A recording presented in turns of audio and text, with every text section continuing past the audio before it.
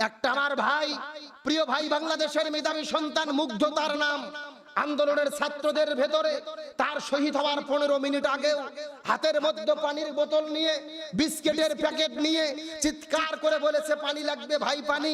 কে তোমরা পানি নিতে চাও? আমার থেকে পানি নাও, বিস্কিটের প্যাকেট নাও।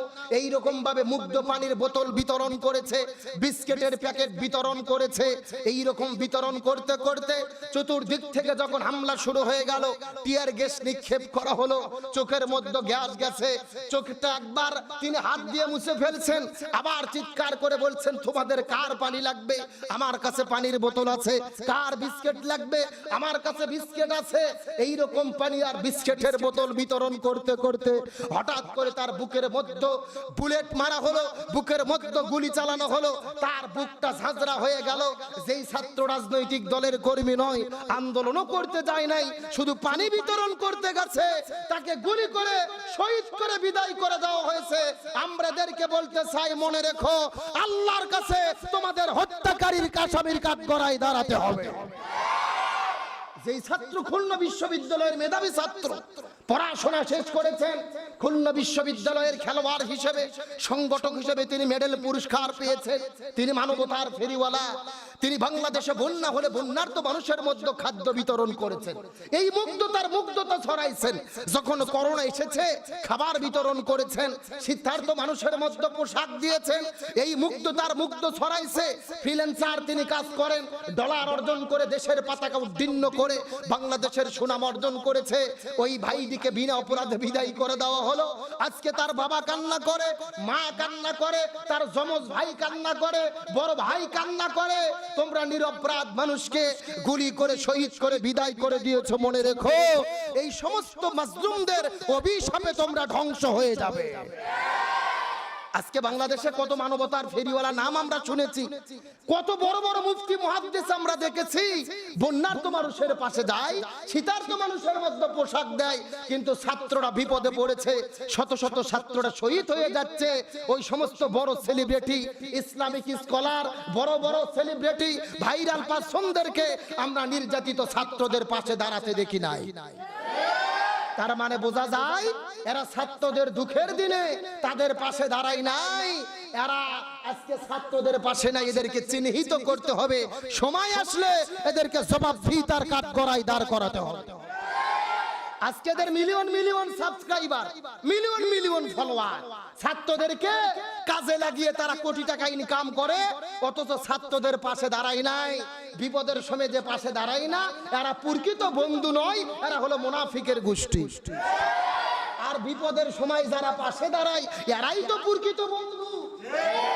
আজকে আমাদের দেশের কি অবস্থা, আমরা কথা বলতে পারতেছি না, সবার মুখ বন্ধ হয়ে গেছে। একটা ছাত্র হামলা করা হয়েছে, দৌড়াইতে দৌড়াইতে বিল্ডিং এর 4 তলার উপরে উঠেছে। প্রশাসন হামলা করার পরে এই ভাইটি বিল্ডিং এর কার্নিশের মধ্যে লুকাইছে, বিল্ডিং এর পিলার ধরে ঝুলতে ঝুলতে নিচে যেয়ে লুকাইছে জীবন বাঁচানোর জন্য। কিন্তু পুলিশের ভাইরা দৌড়ে গিয়ে তার মাথার কাছে যেয়ে মাত্র 60 ফিট দূরে থেকে 1 নয় 2 নয় 4টা গুলি তার মাথার মধ্যে, বুকের মধ্যে ঠান্ডা মাথায় গুলি করে একটা নিরপরাধ মানুষ জীবন বাঁচানোর জন্য বিল্ডিং এর পিলার ধরে আছে, ওই জায়গাতেও তাকে গুলি করে তাকে শহীদ করে বিদায় করে দেওয়া হলো। আমরা প্রশাসনের ভাইদেরকে বলতে চাই, তোমরা নিরপরাধ মানুষকে যদি গুলি করে হত্যা করে বিদায় করে দাও, একটা কথা মনে রেখো, তোমাদেরকে আল্লাহর কাছে জবাবদিহি করতে হবে। এই ছাত্র জীবন বাঁচানোর জন্য দৌড়াইতে দৌড়াইতে ছাদে উঠেছে, পিলার ধরে ঝুলতেছে, তারপরে ঠান্ডা মাথায় জেরে তারা 4টা 6টা গুলি করলো। ছেলেটি আর শেষ পর্যন্ত পিলার ধরে থাকতে পারলো না, ওখান থেকে পড়ে গেল। পাকিস্তান হানাদার বাহিনীর কথা আমরা শুনেছি, 25 মার্চের গণহত্যার কথা আমরা শুনেছি। আমার দেশের নিরপরাধ মানুষকে হত্যা করা হয়েছে। বর্তমানে বাংলাদেশে 1 সপ্তাহ হলে যা চলতেছে, নিরপরাধ মানুষকে আমরা ভিডিওর মধ্যে দেখতেছি যেভাবে হত্যা করা হচ্ছে। এরা পাকিস্তানের হানাদার বাহিনীকেও ছাড়িয়ে গেছে। এই জন্য আমরা বলতে চাই অন্যায়ের বিরুদ্ধে আমাদের প্রতিবাদ করতে হবে। রাসূল বলেছেন মান রা মিনকুম মুনকার ফালইউগাইয়ির বিয়াদিহি, তোমাদের চোখের সামনে যদি কোনো অন্যায় হয়, যদি তোমাদের ঈমানের শক্তি থাকে হাত দিয়ে বাধা দাও। রাসূল বললেন ফাইন লাম ইয়াস্তাতি, যদি সেটাও করতে না পারো ফাবি লিসানিহি, তোমাদের মুখ দিয়ে সেটাকে বাধা দাও। রাসূল বললেন ফাইন লাম ইয়াস্তাতি, যদি সেটাও করতে না পারো ফাবি কলবিহি, অন্তর দিয়ে তুমি ঘৃণা করো। তুমি হাত দিয়ে বাধা দিতে পারো না, মুখ দিয়ে নিষেধ করতে পারো না, অন্তর দিয়ে যদি ঘৃণাও করতে না পারো, রাসূল বলেন তোমাদের মধ্যে আর কোনো ঈমান নাই, ঈমান হলো ফাঁকা, তোমরা হলো মুনাফিকের গোষ্ঠী।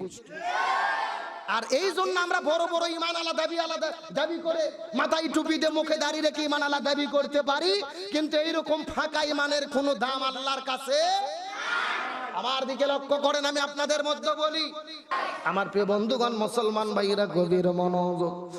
এই কথা বলার পরে মালিক মুহাম্মদ বিন হারুন সামারকান্দি বলেন, মালিক বিন দিনার আপনি মনোযোগ দিয়ে শুনেন, আজ থেকে 40 বছর আগে আমি তখন মদ পান করতাম, নিষেধদ্রব্য পান করতাম মদ্যপ অবস্থায়। একদিন রাতের 10টা-12টা বেজে গেল, মদ পান করে নিষেধদ্রব্য পান করে বাড়ির মধ্যে চলে গেছি। বাড়ির মধ্যে যাওয়ার পরে লক্ষ্য করে দেখি ওই দিনটা ছিল শাবান মাসের 30 তারিখ, রাত্রিবেলা সন্ধ্যার দিকে রমজান মাসের চাঁদ উত্তোলিত হয়ে গেছে। সবাই তারাবির নামাজ আদায় করতেছে, পরের দিন থেকে রমজান মাসের রোজা শুরু হবে। আমি ঘরের দরজায় যাওয়ার পরে লক্ষ্য করে দেখি আমার মা যখন দরজা খুলে দিল, চতুর্দিকে মানুষেরা তারাবির নামাজ আদায় করে রমজান মাসের প্রস্তুতি গ্রহণ করে। কিন্তু আমি মাতাল হয়ে যখন বাড়ির মধ্যে প্রবেশ করলাম, আমার মামাকে দেখার পরে চিৎকার করে ডাক দে, বলে তোর মতো কুলাঙ্গার সন্তান জীবনে কোনোদিন দেখি নাই, তোর মতো কুলাঙ্গার সন্তান যেন কারো ঘরের মধ্যে না আসে। তামাম পৃথিবীতে মুসলমানেরা রমজান মাসের প্রস্তুতি গ্রহণ করেছে, কেউ বা তারাবির নামাজ আদায় করে, কেউ বা তাহাজ্জুদের প্রস্তুতি গ্রহণ করে, কেউ বা সেহরি খাওয়ার জন্য প্রস্তুতি গ্রহণ করে, আর তুমি মদ পান করা অবস্থায় বাড়ির মধ্যে এসেছো। তোমার মতো কুলাঙ্গার সন্তান আমার দরকার নাই রে কুলাঙ্গার সন্তান। এই কথা বলার পরে আমার মামার হাতের মধ্যে একটা লাড়কি ছিল, যেইটা দিয়ে আমার মা চুলার মধ্যে রান্না করতেছিল, ওই লাড়কিটা দিয়ে আমার শরীরের মধ্যে আঘাত করা শুরু করলো। আমি তখন মাতাল অবস্থায় ছিলাম। আমার মামাকে আঘাত করার পরে বুঝতে পারি নাই মাতাল অবস্থায় আমি আমার মায়ের চুল ধরার পরে এমন জোরে একটা হাসকা মেরে দিয়েছি, আমার ওই বৃদ্ধ মা ওই জায়গায় আমার হাসকা খাওয়ার পরে যেই চুলার মধ্যে ভাত আর সেহরি রান্না করতেছিল রে, ওই হাসেলের অগ্নিকুণ্ডের ভেতরে আমার মা হাসেলের আগুনের ভেতরে যায় পড়ে যায়। আমার জনম দুঃখিনী মা আগুনের মধ্যে পড়ে গেল। আমার স্ত্রী কই যেন দূর থেকে আসার পরে আমাকে টেনে ঘেছড়ে ঘরের মধ্যে নিয়ে যাওয়ার পরে ঘরের দরজা জানালাটা লেগে দিল।